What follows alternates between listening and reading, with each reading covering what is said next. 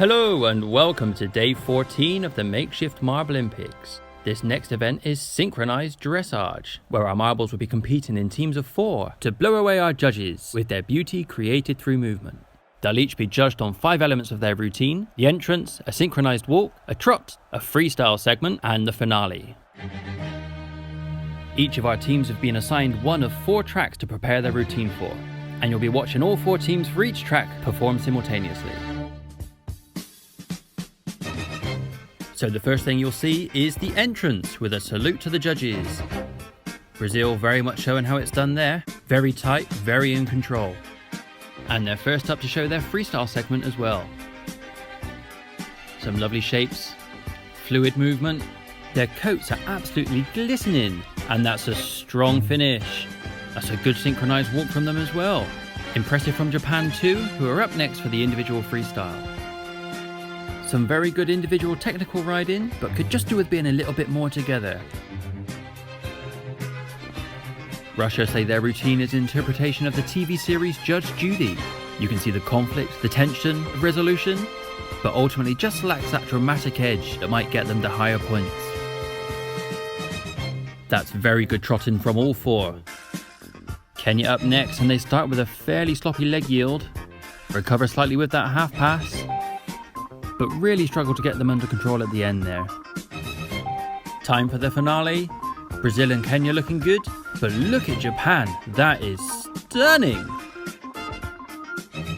Let's see what that does to their overall scores, and that's a 10 out of 10 for Japan's finale, but not enough to top Brazil overall, who post an impressive 36. We've got a pop-tastic track for you next, and with the top 3 teams in the championship so far, this should be a good display.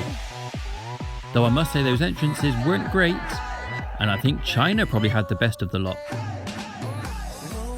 What can Canada do to stand out from the crowd? That's a nice little routine, 1 marble taking the lead. The 3 followers could be following better, but it's at least a recovery from their poor opening. Really lovely walks from Uzbekistan and China, and a gap now beginning to appear between them and USA and Canada. And here's an example of that. I'm not quite sure what USA are doing. It just looks like marbles randomly rolling around a piece of paper. And it's the complete opposite from Uzbekistan. Such poise, such precision, such pretty good. Wiggle wiggle. China up next for the individual freestyle. They've started well, and you must say they've not been at all intimidated by being up against the big guns. Of course, it probably helps that dressage was invented in China in 3000 BC, 500 years before the introduction of horses to the world. And they give a great finale to a great performance, as do Uzbekistan. Whew! The judges have been very hard on USA. Uzbekistan take the lead with that score, and China are on track for points too. Our next 4 teams line up ready for this Lion King medley, and we'll give bonus points to anyone who manages to not sing along. Great Britain usually do very well in the dressage, because we're very pompous and have given up trying to be good at proper sports. Tuvalu have opted to use their national animal rather than horses for this event, the pantropic spotted dolphin. No wonder they're just flapping around all over the place. Akuna Matata, Akuna Matata. Oh, sorry. Sorry.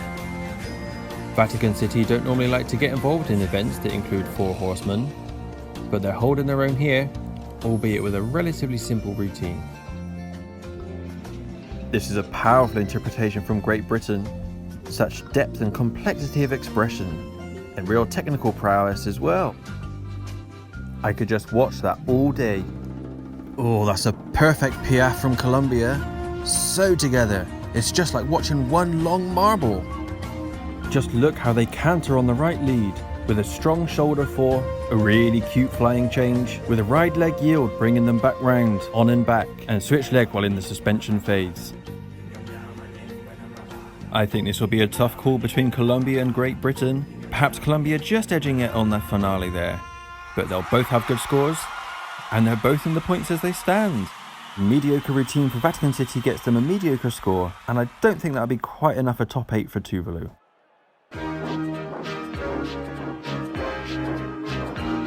Choo choo! All aboard for our final routines. Oh, near perfection from Ethiopia in that top left corner. The same cannot be said for India or South Africa.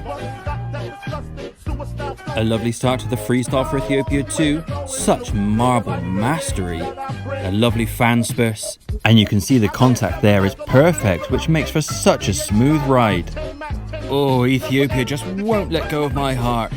But Australia impressing too. And a very unorthodox freestyle from them. Looks like a cross between dressage and show jumping. It's a bold move, but I'm not sure how well that'll go down with the judges. This is a fairly new dressage team here for India, just their first outing in this kind of event. And you can tell there's one really strong rider and the rest are struggling to keep up a bit. These aren't the strongest trots we've seen, and they may all be dropping points there. South Africa have been quite sloppy so far, but this is a nice individual freestyle. To the untrained eye, it's easy to underestimate just how difficult it is to keep those two marbles stationary while the other two perform.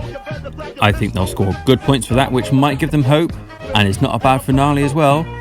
But look at Ethiopia! They hold themselves so well. Goodness me, that gives me the jollies. And that is a thoroughly deserved outstanding score from Ethiopia that wins them the gold medal. Congratulations to Ethiopia, Uzbekistan and Brazil for standing out amongst a very talented crowd. We've seen some wonderful performances here today, and these are the points earned by those top teams.